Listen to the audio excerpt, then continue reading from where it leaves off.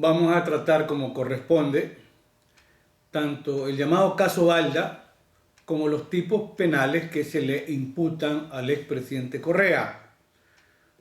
Secuestro del ciudadano Balda y una pretendida asociación ilícita para cometerlo.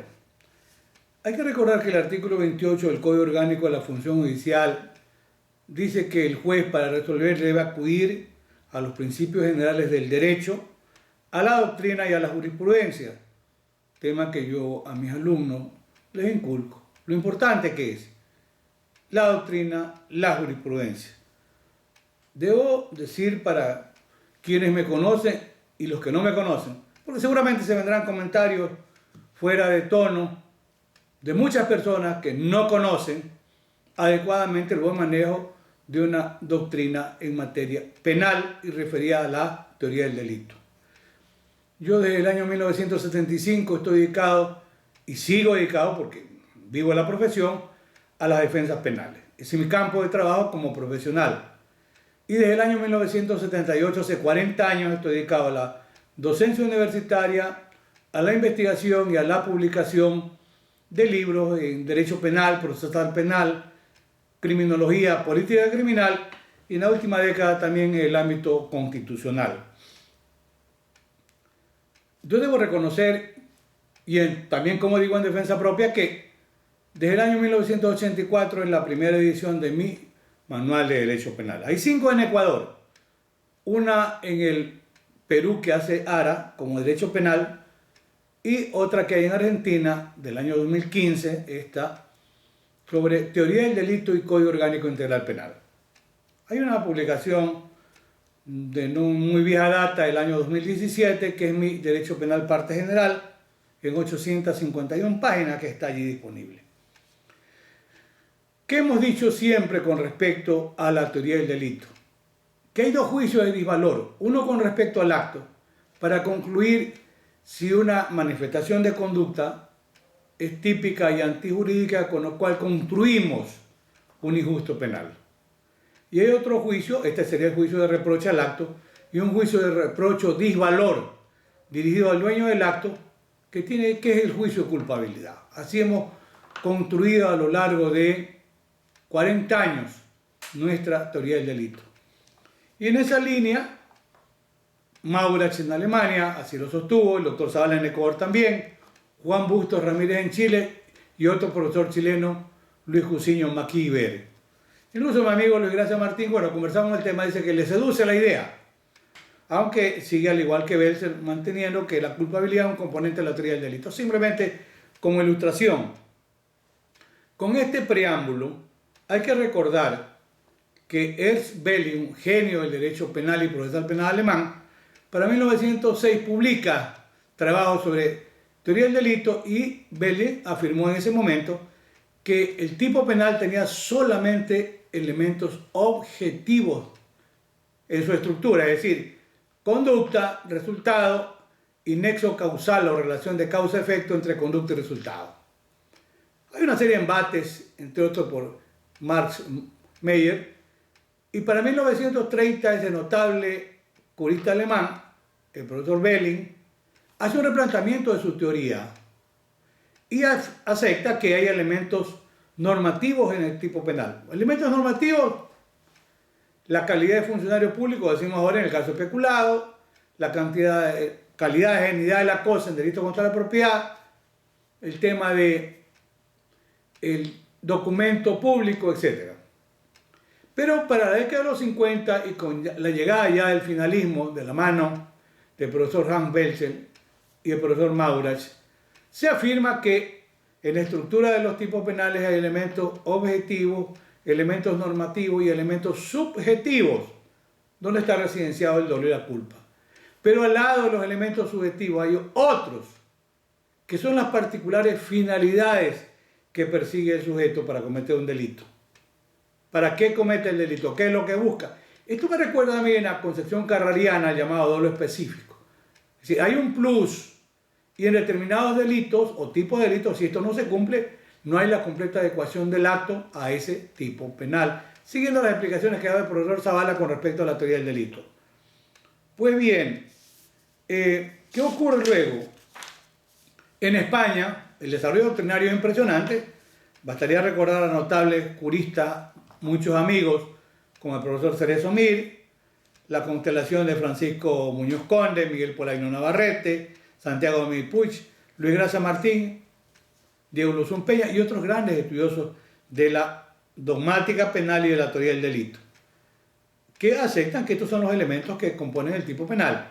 En América Latina está la figura, sin duda, de los profesores Zaffaroni, Enrique Bacigalupo, don Edgardo Dona, Juan Bustos en Chile, el maestro Echeverri también en Chile, el profesor Cusiño y maestro también en Chile, Cusiño Maquíver, en Colombia, Juan Fernández Carrasquilla, para mencionar algunos. Seguramente los Bramonarias en el Perú. Bueno, la mejor doctrina penal alemana, española y latinoamericana admite que hay elementos subjetivos en el tipo penal. Pues bien, veamos el caso del ciudadano Balda. El ciudadano Balda estaba huyendo de la justicia penal ecuatoriana. Año 2012. Reconocemos, jamás al ciudadano Balda, a pesar que sí lo pretendió, se le concedió la calidad de asilado político o de refugio político. Él estaba en Colombia. Un error craso de la policía ecuatoriana y de quienes dispusieron ese operativo, en lugar de limitarse a esa labor de inteligencia, van más allá, van a Colombia.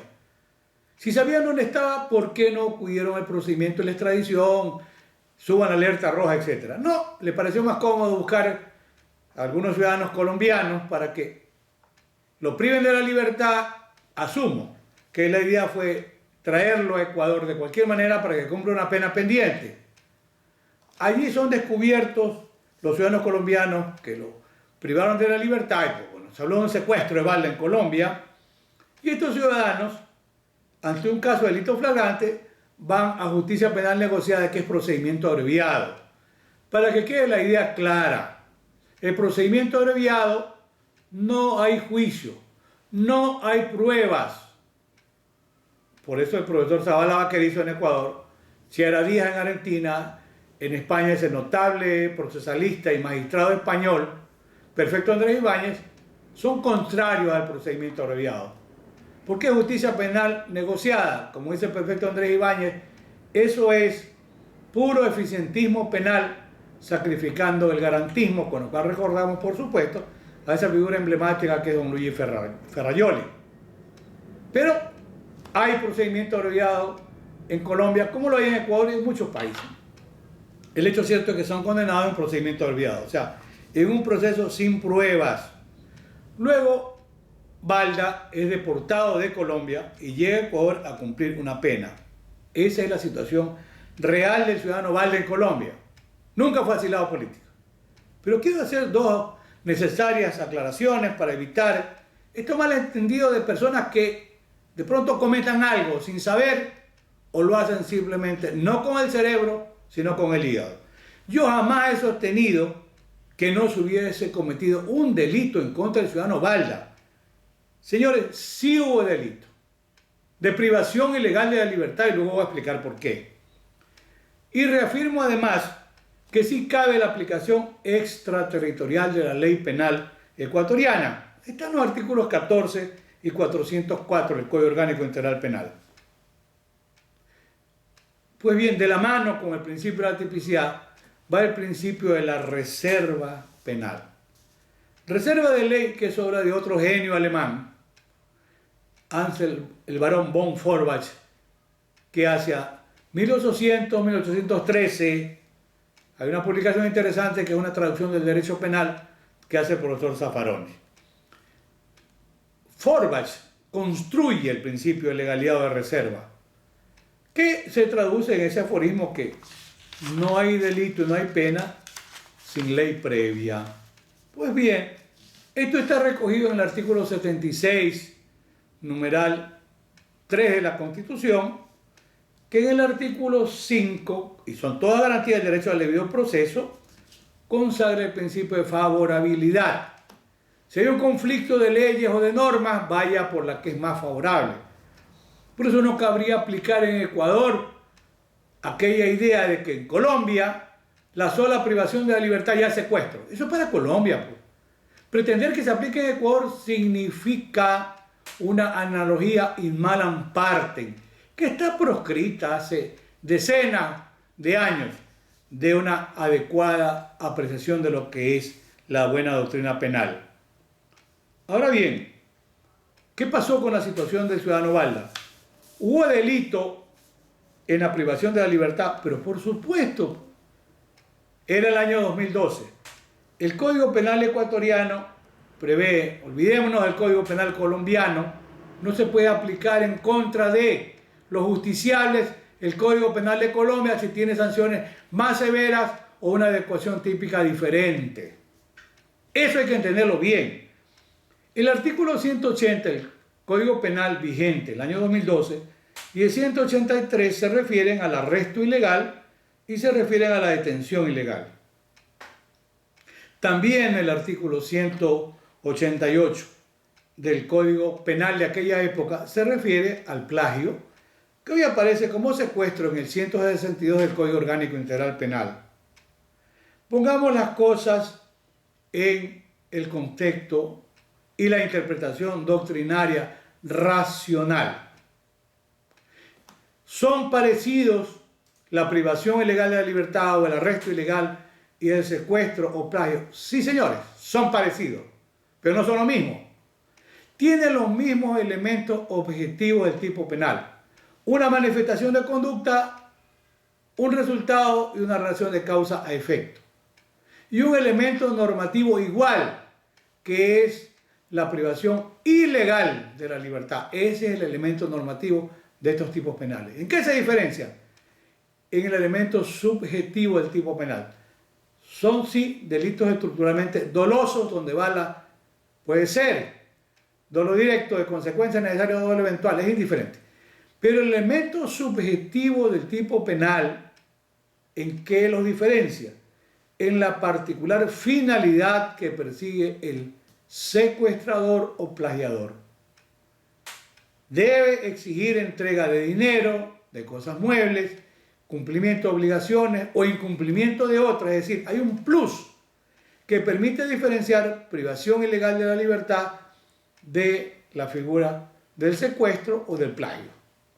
Si no hay esta exigencia de estos elementos, se incumple este elemento subjetivo del tipo penal y consecuentemente nos quedamos con la privación ilegal de la libertad, que efectivamente sí hubo una interpretación extensiva y en contra de los justiciables es inconstitucional en cualquier lugar, no hay punto que dar. También en el artículo 9 de la Convención Americana de Derechos Humanos, lo cual abre el espacio, si acaso se da un llamamiento a juicio en contra del expresidente, que pueda recurrir a instancias internacionales. Voy a recordar un caso que es un buen precedente. El secuestro o plagio de un ciudadano muy conocido en el Ecuador, don Manuel Encalada Zúñiga. Los secuestradores pidieron un rescate. Antes de que se pague el rescate, la policía llegó y lo detuvo. Los secuestradores argumentaron en su defensa que el delito no se había perfeccionado. ¿Por qué? Porque no habían podido cobrar el rescate. La Corte Suprema, con buen criterio en aquella época, hace 30 o 40 años, dijo lo siguiente: está perfeccionado el delito del secuestro, del plagio, porque hubo la privación de la libertad más la exigencia de un rescate. Si lo cobraron o no es indiferente, aquí no hay tentativa de secuestro, el delito se ha perfeccionado y así fue resuelto en última instancia. Ese es un precedente. Vayan a estudiar, pues, los que quieren cuestionar estos comentarios. Entonces, en el tema del secuestro quedan las ideas suficientemente claras. Si en el caso del ciudadano Balda no hubo la exigencia de dinero, aparte de la privación de la libertad, ilícitas, por supuesto, no hubo la entrega de algo, la suscripción de documentos, no hay delito ni de secuestro o de plagio, como quieran llamarlo. Es una barbaridad jurídica sostener lo contrario, porque nada se pidió a cambio de la privación de la libertad.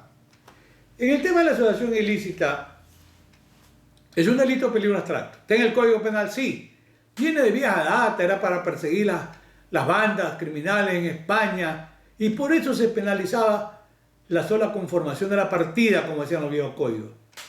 El profesor y amigo Raúl Zaffaroni, hay una publicación de hace pocos meses, o algunos meses, pero en este año, de Página 12 en Argentina.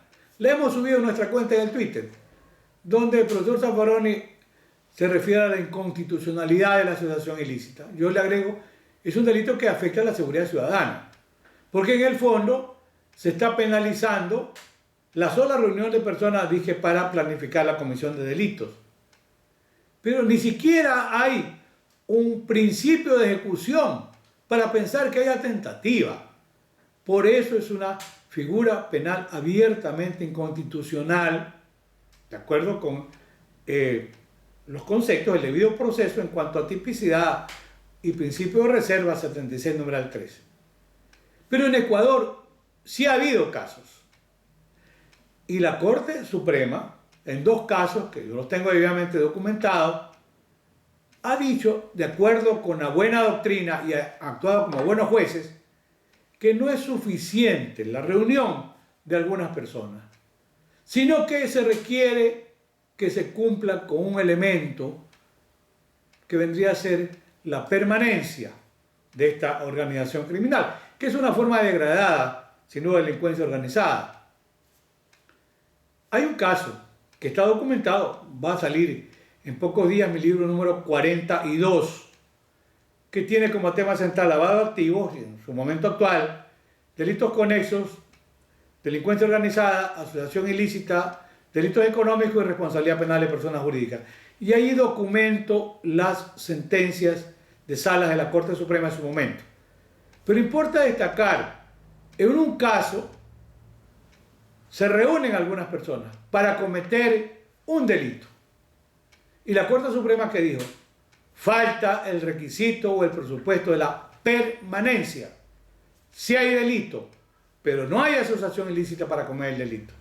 Consecuentemente, esto debe servir como un derrotero para quienes quieran estudiar el tema de la asociación ilícita. Por el tiempo concluimos afirmando lo siguiente. Primero, si hubo delito en la privación de la libertad del ciudadano Valde en Colombia en el año 2012, por los artículos 180 y 183 del Código Penal ecuatoriano, porque fue ilegal y se cumple el elemento normativo del tipo penal. Pero no hubo delito de plagio ni de secuestro, porque falta el elemento subjetivo del tipo penal al lado del dolo, que es la exigencia del pago de un rescate, la entrega de documentos, etcétera, que preveía como elemento subjetivo del tipo penal el artículo 188 vigente al tiempo de los hechos. Sí es procedente la aplicación extraterritorial de la ley penal ecuatoriana, pero por supuesto, está en los artículos 14 y 404 del Código Orgánico Integral Penal. Y con respecto a la asociación ilícita, no hay indicios que son los hechos ciertos y probados de los que pueda presumirse razonablemente que hubo una asociación ilícita. Si el tiempo lo permite, haremos un comentario en su momento sobre lo que es el procedimiento abreviado y lo que es la cooperación eficaz y por qué está desestimada. Por lo pronto concluimos con una exhortación. No hay que confundir lo que es la búsqueda de la justicia con lo que es un acto de venganza política.